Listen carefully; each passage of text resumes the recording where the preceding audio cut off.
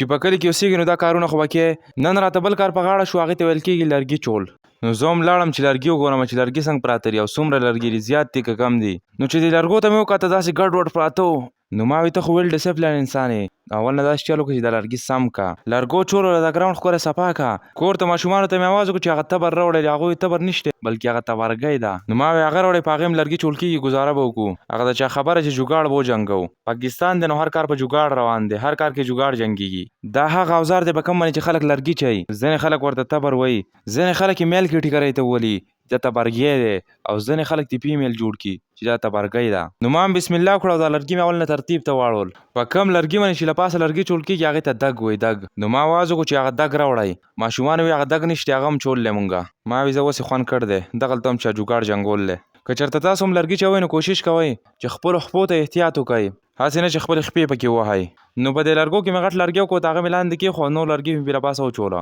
بسم الله مې وکړو لرګي له مې شګوزار راواچوم لرګي نیم شو ما وایي زه لرګي خو آسان دي لږ حوصله وایه راته میلاو شو که نه نور لرګي چول به څه ګران مونږ خو د ډېر وخت نه لرګي چوو دا لرګي صرف خپل کور کې چوو ګورې داسې نه چې تاسو کمنټ وکړئ چې لرګي به سوچئ دا لرګي مې ته زر زر وچول ما وایي هسې نه چې نور راشي یا به سخته ګرمي اوړی دی که نه ګرمي خو سیوا د جولای دا خبره ما هغه بل ولاک کې هم کړوه که چېرې تاسو داسې ځي کار کوئ تاسو نه خوره سیوا ځي نو ګرمۍ کې اوبه څکئ چې ستاسو په اډه کې دنده اوبه پوره کېږي اوبه کمیږي نه که اوبه کمې شي د ډېر زیات نقصانات دي او یوازې اوبه نه بلکې دې کې مالګه او چیني هم اچوئ هغه ځکه چې ستاسو په اډې ته دنده الکټرولایټس پکار دي او هغه په مالګه کې دي مالګې د وجې نه هغه پوره کېږي تاسو کتلی شئ دا لرګي مې وچول تقریبا دا یو لرګی پکې اخري پاتې په کوم باندې چې له پاسه ما لرګي وچول او دا مې هم بیا وچوه تقریبا دا هم ختم شو ستاسو په اډه کې دنده داسې کارونه روان دي چې هغه اوبو نه بغیر نه کېږي که چېرې هغه ودرېده نو تاسو بیا هېڅ کار هم نشئ کولی ما چې پکې د لاغړ سایډ ته دا نور ولید نو ځان ته مې وویل چې نور هم تېز شه لرګي زر زر چوه نور را روان دی او بیا به ګرمي سیوایي نو په دې کې نور یا ځینې خلک ورته نمر وایي هغه هم رارسېدلی